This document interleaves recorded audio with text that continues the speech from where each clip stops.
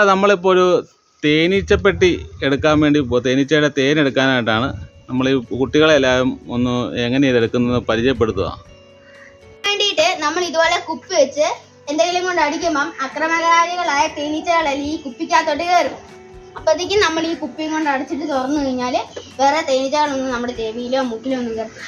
ഇത് എന്നാ തേനീച്ചയാന്ന് നിങ്ങൾക്ക് അറിയാവോ? ചെറുതേനീച്ചയാണെന്നറിയാം. അത് ഇതിന്റെ വാ കണ്ടാലൊക്കെ മനസ്സിലാവോ?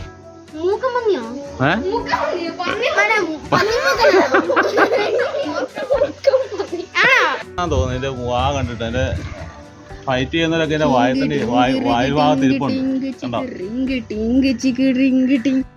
തുമ്പിക്കൈ വണ്ണം പോലെയുള്ളൊരു തേനീച്ചപ്പെട്ടിയാണിത്. പല ടൈറ്റും ഉണ്ട്. ഇത് പന്നിമൂക്കനെന്നും അങ്ങനെ ഓരോരോ പേരുകളിൽ അറിയപ്പെടുന്നുണ്ട്. ഇത് കഴിഞ്ഞ വർഷം കിട്ടിയ ഒരു തേനീച്ച കോളനിയെ ഞാനിങ്ങനെ ഒരു പെട്ടിക്കകത്താക്കി ഇവിടെ വെച്ചതാണ്. അപ്പം അതൊക്കെ വായിൽ അങ്ങനെ വെച്ചിട്ട് തട്ടടാ, ഒരാളെ തട്ട്, ഇച്ചിരി ഉറക്കം തട്ടിക്കോ.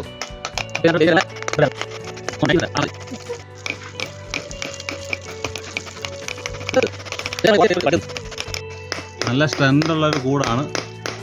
പട്ടാൾക്കാരെല്ലാം അത് കയറുന്ന പ്രതീക്ഷിക്കുന്നു. പോവാണ്. അപ്പോൾ ആർക്കാ ഇത് ഓപ്പൺ ചെയ്യാൻ ധൈര്യം? ഈ തേനീച്ച ഇങ്ങനെ കുത്തുവെന്നും ചെവിക്കകത്ത് കയറും എന്നൊക്കെ പേടിയൊക്കെ ഇല്ലേ? എനിക്കുണ്ടോ പേടി? ഉണ്ട്. നിനക്കുണ്ടോ പേടി?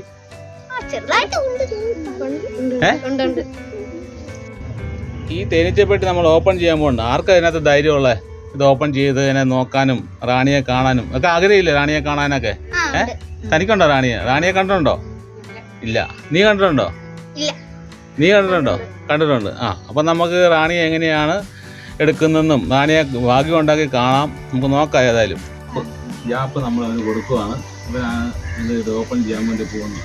അപ്പോൾ മാസ്ക് ഇട്ട് തലയോട് തൊട്ട് കയറ്റി എന്നിട്ട് ഫുൾ കൈ ഷർട്ടാണ് വേണ്ടത്. നീ പോട്ടെ, താരയില്ല. അപ്പം നിങ്ങൾ ഇപ്പുറത്തോ.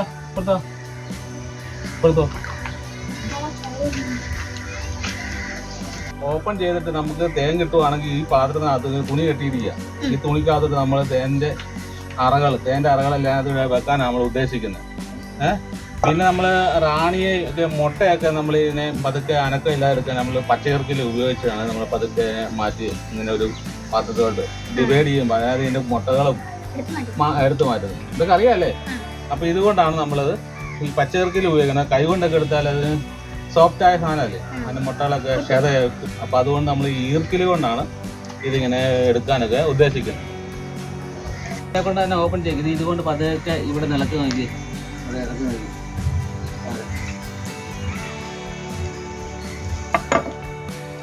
ഇത് 2 ലെയറായിട്ടാണ് ഇത് ചെയ്തത്.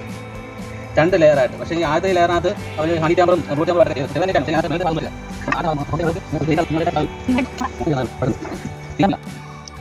റാണിമുട്ട ഉണ്ടോ എന്ന് നോക്കണം. ഇതിനൊക്കെ നോക്കണം. ഇതിൻ്റെ ഈ ഭാഗത്ത് എവിടെയെങ്കിലും റാണിമുട്ട ഉണ്ടോ, റാണി ഉണ്ടോ എന്നൊക്കെ നമ്മൾ ആദ്യം തന്നെ നമ്മൾ അതിനെ തൊടരുത്. അതിനെ നമ്മൾ ഈർക്കിൽ ഉപയോഗിച്ചിരിക്കുന്നത്. ഈ കാണുന്ന റാണിമുട്ട ഏതുണ്ടോ? ഈ ഈർക്കിലിയുടെ അറ്റത്ത് കാണും. ഇതുണ്ട്. ഇത് ഇത്രയും പൊങ്ങി നിൽക്കുന്നുണ്ടോ? കണ്ടോ? ഇത് സാധാരണക്കാലും വലുതാ. ഇതാണ് ഈ ഈർക്കിലിയുടെ അറ്റത്തിരിക്കുന്നത്. 18 അത് തൊട്ട് കഴിഞ്ഞാൽ അത്, പക്ഷെ അത് ഈ പുതിയതായിട്ടുണ്ടായി വരുന്ന മുട്ടകളാണ്. നല്ല സ്ട്രോങ് ആയിട്ടുള്ള കൂടാ. നല്ല തെങ്ങിണി പോലെ കുറേ ഭാഗത്ത് പൂമ്പൊടി. ഈ മഞ്ഞ കളർ കാണുന്നതെല്ലാം പൂമ്പൊടിയാണ്. പവിഴം പോലെ. ഇതാണ് തേൻ്റെ കലവറ. ഓരോ ഭാഗങ്ങൾ പറയാം. അതായത് കൊണ്ട് ഇത് പുതിയൊരു അറ അവരുണ്ടാക്കുക. ഉണ്ടോ? ഈ ചെറിയ തുളയുണ്ട്. തുളയ്ക്കകത്ത് അതിനകത്ത് കറങ്ങി നടക്കുന്നുണ്ടോ? ഇതിനകത്തെല്ലാം നിറച്ച് അതെല്ലാം ഫില്ലാക്കി വെച്ചിരിക്കുകയാണ് ഈ ബാക്കി കാണുന്നത്. ഇത് ഇങ്ങനത്തെ പുതിയ അറ. ഇതിനകത്തോട്ടാണ് ഈ തേൻ കൊണ്ടുവന്നവർ നിറയ്ക്കുന്നത്. നിറച്ച് ഇതിങ്ങനെ ഫില്ലാക്കി വരിക. ഈ ഇടയ്ക്ക് നമ്മൾ സെറ്റ് ചെയ്തൊരു കോളനിയാണ്. നല്ല ഗ്രോത്തൊക്കെ ഉണ്ട്. പക്ഷേ എങ്കിൽ അത് മുട്ടയൊക്കെ ആയി വരുന്നുള്ളൂ. മുട്ടയും ഇതൊക്കെ നല്ലപോലെ ആയി വരുന്നുള്ളൂ. പൂമ്പൊടിയൊക്കെ ഇഷ്ടം പോലെ ഉണ്ട്. അത് താഴത്തേനകത്താണ് ഇതെല്ലാം ഉള്ളത്.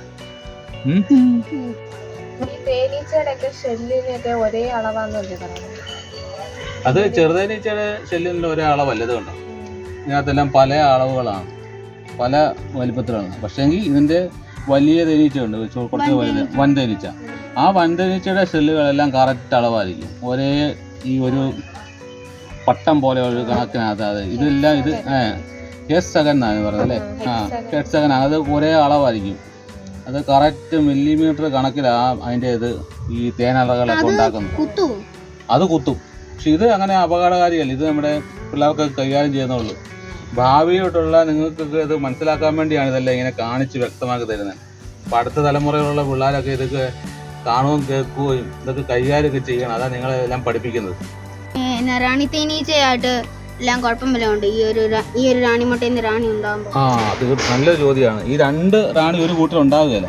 ഇങ്ങനെ ഉണ്ടായി വരുന്ന ഈ മുട്ട വിരിഞ്ഞുണ്ടാകുന്നത് ഓൾറെഡി ഒരു തേനീച്ച അതിനകത്തുണ്ടല്ലോ.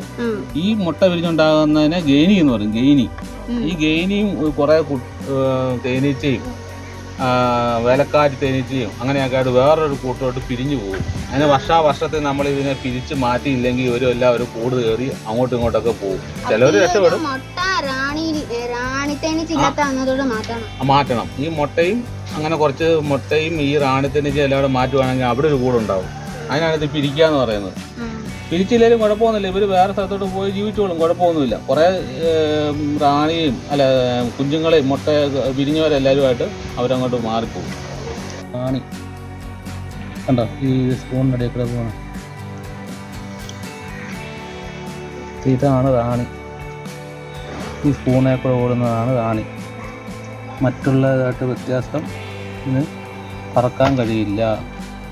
റാണി ഉണ്ടോ റാണി ഇല്ലെന്ന് ഓരോരുത്തർ പറയുന്നുണ്ട്. കമൻ്റ് ഇട്ടാൽ കഴിഞ്ഞ പിടി ഇതുണ്ടോ ഈ സ്പൂണേ കൂടെ ഓടുന്നതാണ് റാണി. ഇതിനെ നമ്മൾ ഈ മുട്ടയ്ക്കകത്തിട്ട് വിടുക.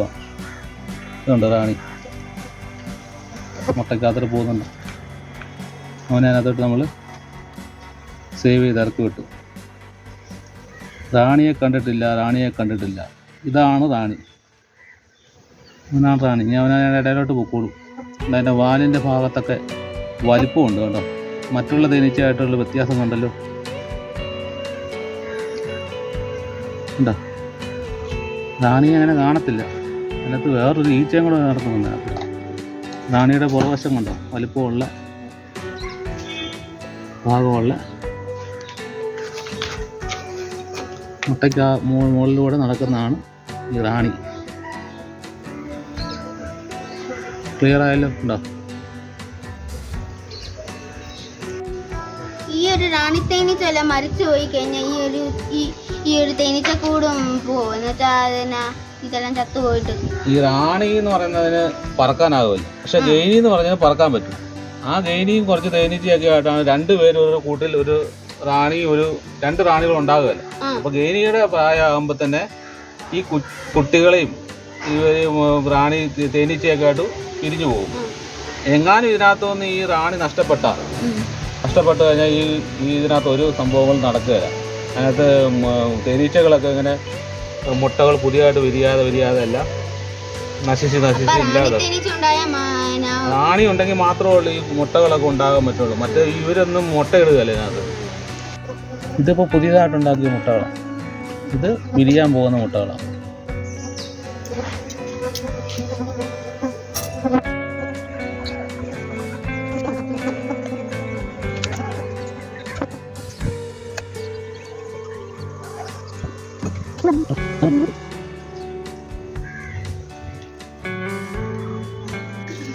നമ്മൾ കുപ്പിക്കകത്ത് പിടിച്ചു വെച്ചതിനെ ഇവിടെ റിലീസ് ചെയ്യുവാണ്.